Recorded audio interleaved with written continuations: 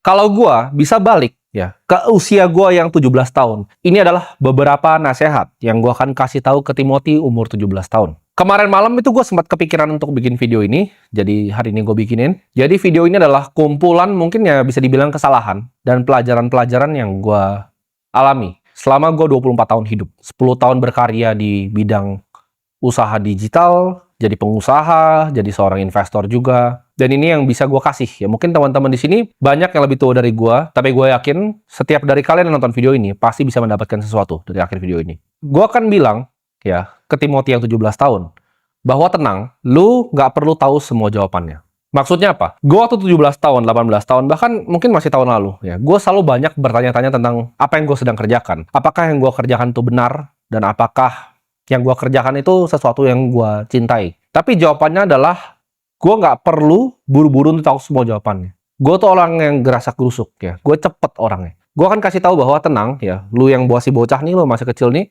lu nggak perlu tahu semuanya. Kadang dulu gue mikir apakah gue itu adalah seorang investor yang paling jago. Tapi gue ngerasa waktu itu seumur gue, kayaknya Warren Buffett itu udah lebih muda mulanya dari gue waktu dia invest Coca-Cola. Kayaknya gue adalah seorang investor yang nggak sejago Warren Buffett. Dan kalau kita ngomongin soal media, ya gue mungkin nggak seperti orang-orang jago banget yang udah bikin campaign-nya Coca-Cola atau yang lain. Atau di bidang-bidang yang lain gitu. Tapi waktu yang akan berikan nanti jawabannya semua. Jadi lu nggak perlu harus langsung tahu gitu. Fokusnya di industri apa, lu jagonya di mana. Kadang nanti lu akan ketemu yang namanya dua dunia. Contohnya, gue adalah seorang investor yang handal, tapi nggak semua investor itu bahkan bisa ngomong di depan kamera seperti ini, seperti gue. Jadi itu adalah dua dunia yang gue gabungin, ya. Satu dari dunia investasi, satu dari dunia media. Nah, orang yang bisa gabungin dua dunia ini, gue kasih contoh lagi. Elon Musk adalah seorang engineer yang handal. Dia bisa bikin perusahaan seperti SpaceX, dia ngerti teknisnya dari Tesla, humanoid robot, Neuralink-nya dia ngerti. Dia engineer yang hebat.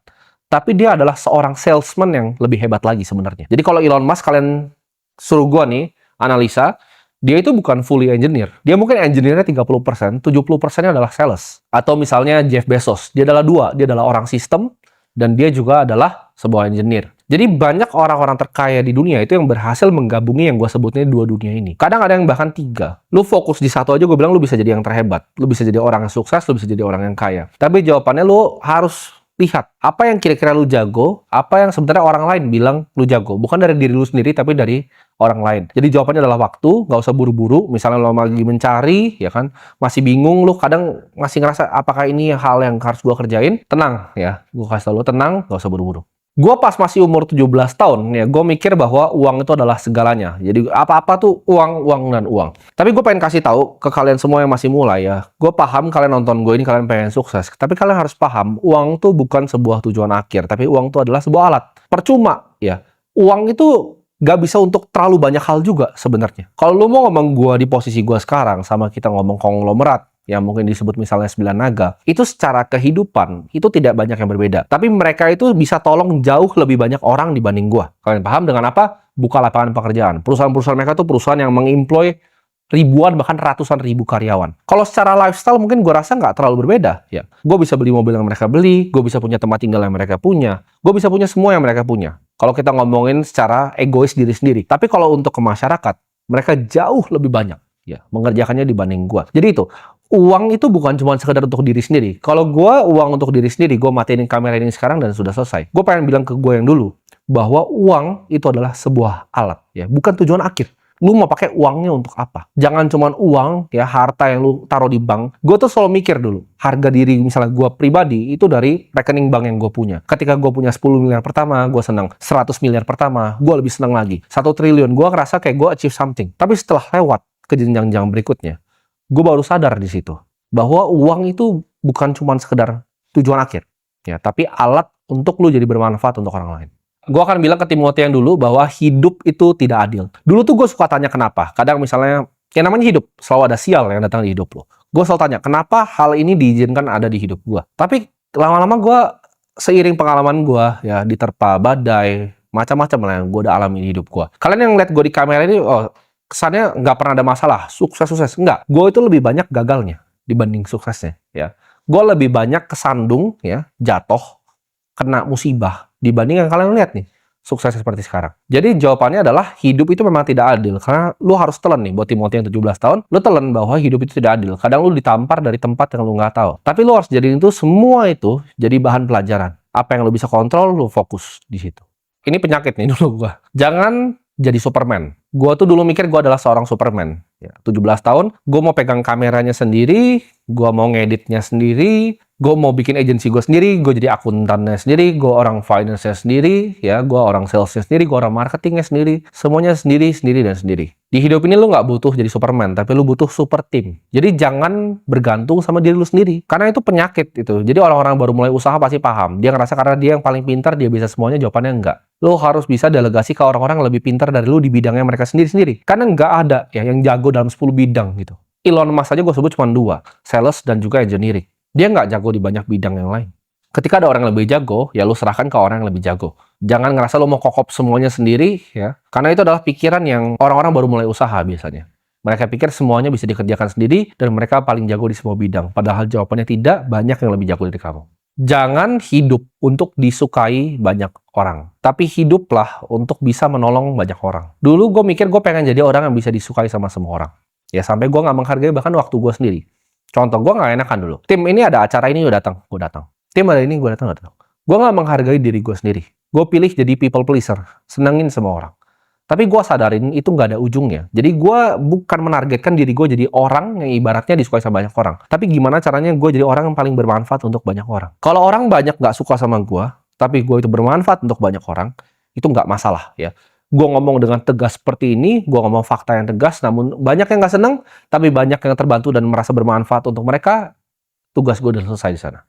Untuk Timothy yang 17 tahun, ya, jangan takut untuk dibenci orang, karena di ujungnya, ya, kebenaran itu akan selalu menang. Nah, ini gue akan ngomong juga nih, karena gue dulu masih kecil tuh gue ngincar quick win, ya kan? Waktu gue nge-goalin deal, waktu gue masih punya agency, itu yang penting goal dulu, ya. Bisa atau enggaknya urusan belakangan. Gue nggak main game yang endurance, yang tahan lama. Gue kayak kontrak 3 bulan gas. Gue nggak mikir, serakah soalnya kan. Gue mikir kalau kontraknya cuma 3 bulan nih, next bulan keempat gue bisa mahalin nih. Dulu gue mikir quick win, gue mau uang cepat. Gue nggak mikir endurance ya. Padahal kalau gue kerjain dengan baik aja, semampunya gue dengan harga yang oke, kalau gue dipakai sama dia terus, kita nggak tahu orang ini bisa kasih gue referensi ke siapa, mulut ke mulutnya seperti apa. Reputasi itu bukan sesuatu yang gue paham dulu ya. Jadi gue cuma kejarnya quick win. Tapi gue paham gamenya sekarang itu bukanlah kaya dengan cepat, tapi yaitu endurance. Uang itu bisa datang dan bisa hilang. Gamenya di dunia ini, ketika lo bikin uang, contoh seperti gue sekarang, ini bukan cuma untuk bikin uang lebih banyak, tapi gamenya adalah mempertahankan uang yang lebih sulit. Namanya endurance di sini. Jadi enduring wealth, jadi harta yang bertahan lama. Kadang nggak banyak. Orang yang bisa tahanin harta, itu bahkan lintas generasi. Satu kehidupannya aja banyak kan udah habis semua. Antara kena kasus, kena yang lain. Nah, di sini gue belajar. Nggak penting quick win. Mungkin ada orang yang bisa bikin duit lebih cepat dari gue, pakai cara yang ilegal. Tapi gue tahu reputasi cuma datang sekali. Jadi jangan cari quick win, tapi cari endurance. Jangan remehkan kekuatan dari sabar. Di investasi pun zaman dulu gue nggak sabar. Ya ketika gue lihat saham nih, gue lihat ini ada corporate action yang mantap, gue hajar terus pokoknya. Gue nggak sabaran orangnya. Ya gue ngeliat ada opportunity dikit, gue hajar. Ada orang tawarin ini, yes, ya gue ikut. Akhirnya rugi, dan rugi. Sedangkan kalau gue sabar, contoh seperti sekarang. Ya, apakah gue tidak bisa men-trade opportunity yang gue tahu dengan network yang gue punya? Bisa sekali. Tapi gue pilih sabar. Gue main di game yang long term. Gue nggak perlu trading yang kecil-kecilan. Gue lihatnya semuanya jangka panjang. Apa yang gue bisa lakukan, ya, yang gue bisa use capital gue untuk sesuatu yang sangat jangka panjang. Time horizon gue, ini bedanya orang sukses sama enggak. Orang yang luar biasa sukses, dan enduring wealth ya gue bilangnya, yang gue ngobrol ya. Mereka tuh horizonnya nggak cuma 1-2 tahun. Mereka horizonnya 20 tahun, 30 tahun, 40 tahun. Lihat ke depan, jauh. Sukses jati itu bukan berapa harta yang lu punya, tapi berapa yang lu bisa bantu orang lain. Percuma ya, orang kaya. Gue ada beberapa lihat orang kaya ya, yang akhirnya pelit. Ya, dia cuma mau diri sendiri, akhirnya dunia yang ngambil itu semua dari mereka. Gue percaya dunia ini ada kekuatan kosmik ya, yang ada di dunia ini. Ketika lu bikin sesuatu yang baik di dunia ini, lu akan diberikan sesuatu yang baik. Banyak orang kaya dia kokop duitnya. Akhirnya apa? Dia kesandung kasus, ya kan, cuma dia taruh di rumah kan ratusan miliar begitu, akhirnya kena hilang duitnya. Sedangkan orang yang bikin duitnya sungguh-sungguh, pelan-pelan, banyak yang lihat gue itu instan sampai sekarang. Itu teman-teman bisa lihat progresnya. Itu bukan sesuatu yang instan dan tiba-tiba. Ya, jadi nggak ada di dunia ini yang instan. Ketika gue dulu selalu terobsesi jumlah harta yang gue punya, sekarang gue terobsesi berapa banyak manusia yang gue bisa bantu. Itulah kenapa gue bikin ini. Jangan terlalu bangga terhadap pencapaiannya lu belum mengerti maknanya. Nah, ini mungkin banyak yang bingung. Karena dulu waktu gua baru mulai, ketika gua sukses sedikit, wah gua malah lebih pengen kelihatan sukses dibanding sukses beneran gitu. Kadang lu tuh belum ngerti makna dari milestone yang lu capai. Karena di setiap lu naik bukit di kehidupan itu selalu ada cobaan ya. Jadi ketika lu udah naik gunung, di depan lu mau naik lagi itu ada beruang biasa di situ. Jadi jangan keburu selebrasi dulu, sabar dulu. Ya tenang aja, tenang. Nah itu yang gua dari dulu, itu mungkin baru tahun lalu nih, gua ibarat tobatnya nih baru tahun lalu. Gua setiap kali menang sedikit, wah gua pengen tunjukin dunia bahwa gua tuh pemenang. Tapi itu semua fana, teman-teman. Itu semua nggak penting dan nggak perlu dilakukan. Tundukin kepala lu ke bawah dan lanjut jalan, karena masih ada beruangnya. Jadi jangan selebrasi yang lu belum paham. Sukses tuh selalu ada bayaran, ya. Setiap kali lu capai sesuatu selalu ada bayarannya. Semakin lu tinggi, ya, semakin lu waspada. Makin lu tinggi daki gunung, itu ibarat gunung tuh makin licin. Kalau gua di gunung, ini gunungnya udah licin. Orang bilang kan makin tinggi pohon itu makin anginnya ini. Tapi itu menurut gua lebih gampang digambarin pakai gunung. Kalau gua mendaki gunung, ini gunung gua udah gunung es. Sekali gua kepleset, gua jatuh dan gua mati. Nggak cuma itu. Banyak yang dari bawah belum nyampe ke atas sudah lempar-lemparin gua pakai tombak gitu. Jadi lu harus waspada ya. Jangan euforia. Ini masih masuk ke nomor 10 sebenarnya. Jangan lu terlalu euforia, santai aja. Waspada, lihat kanan kiri depan belakang. Lihat siapa yang beneran temen lu, karena banyak temen di saat lu seneng. Tapi di saat lu nanti mulai susah, lu akan lihat siapa teman-teman yang mau ngulurin tangannya ke lu. Banyak kan tuh ikut tim hore, gue sebutnya. Bahkan circle terdekat lu tuh tim hore. Nanti akan ada satu, ada dua yang beneran bantu lu di saat lu kesulitan. Mereka yang ngulurin tangannya nih, gue bantu. Kalau kita kepleset atau kita kepleset itu berdua. Tapi nggak banyak ya. Mungkin cuma 3 orang, 2 orang, atau bahkan cuma keluarga lu, mak, bapak lu mungkin yang masih peduli sama lu. Jadi nggak sebanyak itu orang yang peduli sama lu. Jangan jadi yes man. Gue dulu yes man. Semua opportunity gue yesin. Sampai akhirnya gue nggak fokus dengan tujuan gue sendiri ya. Lebih perbanyak untuk Timothy umur 17 tahun kalau nonton ini, perbanyak bilang enggak ya. Datang ke nikahan kalau lu nggak pengen bilanglah enggak. Jangan lu bilang yes, yes, yes, yes, yes, yes, yes. Tujuan akhir lu untuk bantu banyak orang ini jadi apa namanya ke distraksi. Jangan biarin ego lu itu dipuji sama semua orang sampai lu nggak bisa dengar kritik. Ini yang bahaya. Ini yang bahaya ke orang yang punya dua, gue sebutnya. Uang ya dan fame. Orang yang punya uang dan fame itu kayak gua mungkin 2 tahun lalu, itu besar kepalanya mampus. Ketika besar kepalanya mampus, orang dengerin gua merasa gua yang paling dewa. Lewat apa kuping kanan keluar di kuping kiri. Gua nggak pernah mau dengerin orang, karena gua mikirnya ya lu udah ngapain di umur gua. Gua selalu mikirnya seperti itu. Tapi kadang ada hal yang lu nggak tahu, yang orang lain tahu. Yang orang yang udah lihat hidup lebih lama, orang yang sudah lebih bijak ngeliat hidup, itu paham betul ya apa yang gue sebut di sini. Jadi jangan sampai ego lu tuh terus dipuji, dipuji, dan dipuji. Karena pride seorang manusia itu biasa ujung dari kehancurannya. Ya, ketika manusianya itu prideful, kalian banyak yang kira mungkin gue di kamera ini terkesannya sombong dan lain-lain. Tapi kalau kalian paham, ya itu adalah semua karakter yang gue bangun untuk yuk masyarakat Indonesia sadar. Kalau kalian banyak ketemu orang, pernah ketemu gue di dunia nyata, kalian tahu itu sangat berbeda dengan apa yang kalian lihat biasanya di sini. Ini aja kalian berbeda, kan semuanya bisa gue atur sesuai apa yang gue mau. Lu tidak bisa judge seseorang di depan kamera itu seperti lu ngejudge aktor di film. Dan ini kita akan ngomong, karena ini adalah nasihat yang paling jujur dari hati gue kalau gue mau ngomong ke Timothy yang 17 tahun. Biar gue selamatin dia gitu. Tapi sebenarnya kalau gue disuruh balik pun nggak ada yang mau gue ubah. Karena semua pengalaman gue ini yang gue share ke lu semua, itu biar lu nggak mengalami lubang yang sama yang gue jatuh. Ini semua pengalaman yang pernah bikin gue jatuh. Mungkin gue nggak jelasin beberapa poin terlalu panjang, karena gue pengen kalian bisa interpretasi sendiri maksud gue itu apa. Dan ketika sudah kejadian, kalian mungkin nanti baru paham. Jangan fokus di hal yang lu nggak bisa kontrol. Ya. Gue selalu mikir, aduh kenapa kadang gue begini, kenapa kadang dikasih seperti ini. Itu hal yang gue nggak bisa kontrol. Nah yang lu bisa kontrol tuh apa? Lu lihat di depan lu, ini saya bisa kontrol ini, saya akan lakukan yang terbaik sesuai dengan porsi saya. Ya, hati yang bijak. Yang paling penting lu cari di dunia ini itu bukan cuma sekedar uang, tapi kebijaksanaan atau wisdom. Hati yang bijak itu akan menerima yang namanya koreksi. Jadi mereka akan menerima nasihat, tapi orang yang bodoh, ya gue sebutnya, orang yang bodoh, itu akan menolak nasihat. Dia nggak akan mau dengerin. Orang yang udah lewatin apa yang dia lewatin, dia nggak mau dengerin. Oh lu jangan begini ya. Ah enggak lah, gue paling tahu. Kalau lu cari mentor, nih banyak cari mentor tuh bagaimana? Lu harus satu bisa lihat apa yang lu pengen hidup lu. Apakah lu pengen hidup seperti dia atau tidak? Itu yang pertama. Yang kedua, mentornya harus bijak. Bijak itu apa? Bijak itu bukan cuma lihat baik dan jelek. Baik dan jelek, itu semua orang biasa, orang pintar bisa tahu. Orang punya knowledge, gue sebutnya. Orang yang pintar tuh bisa tahu. Tapi orang yang bijak itu bisa bedain mana yang baik, mana yang terbaik. Ini yang sulit banget. Baik dan buruk, ini gampang lihatnya. Orang pintar bisa. Orang bodoh pun nggak bisa lihat kadang baik dan buruk. Dia lakuin aja gitu kan.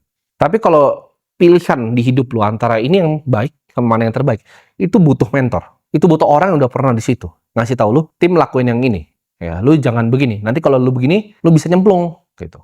Dia bisa lihat yang baik doang mana sama yang terbaik doang mana. Itu baru orang bijak. Jangan malas ngelihat kesempatan. Nih Timothy ini kadang dulu malas lihat kesempatan. Ketika ada badai dia pilih untuk kokop untuk aman gitu. Cuman gue kasih tau enggak. Justru di saat gue udah ngalamin sekarang, setiap kali gue dapat badai kehidupan, itu selalu gue jadiin manfaat, gue sebutnya. Ketika gue ada masalah, gue selalu jadiin itu justru batu loncatan. Orang yang gue kenal dalam menyelesaikan masalah itu siapa aja, dan gue bisa masuk ke jenjang yang lebih tinggi lagi. Jadi kalau ada badai, lu tabrak terus aja. Lu tabrak terus, lu lihat tapi bakal tetap waspada ya. Dan lu lihat celahnya. Jadi jangan pas ada masalah lu malah meringkuk dan ketakutan. Ketika ada masalah, lu lihat opportunity di dalam badai itu yang mana. Problem Timothy mungkin bukan umur 17, tapi mungkin umur 20-an ya. Gue itu orang yang dulu, kadang kalau orang tampar gue, itu gue tampar balik, kalau bisa gue cabut matanya. Ini problem orang yang baru punya uang dan baru punya kuasa sedikit. Jadi, lu belajar untuk jangan membalas orang. Ketika orang bikin salah sama lu, jangan dibalas. Itu akan bawa lu mungkin banyak masalah ke depannya. Jadi, ketika lu ditampar, lu cabut matanya, nanti dia mau buntungin tangan lu. Jadi jangan membalas orang. Seberapa dia bikin salah sama lu, itu let go aja. Ini buat Timothy umur 17. Karena dia kan akan tua kan. Lu let go aja. Ketika ada orang bikin salah sama lu, jangan lu ditampar terus lu ambil matanya. Gitu. Nanti tangan lu mau dibuntungin sama dia. Berilah pengampunan ke orang yang bikin salah sama lo. Itu lo bisa interpretasi sendiri masing-masing, karena gue jelasinnya singkat, sengaja, biar kalian bisa berdiskusi juga di bawah. Nanti kalau gue ada kesempatan dan waktu, gue balasin maksud realnya itu apa. Tapi itu nasihat yang gue akan kasih kalau gue balik ke umur 17 tahun.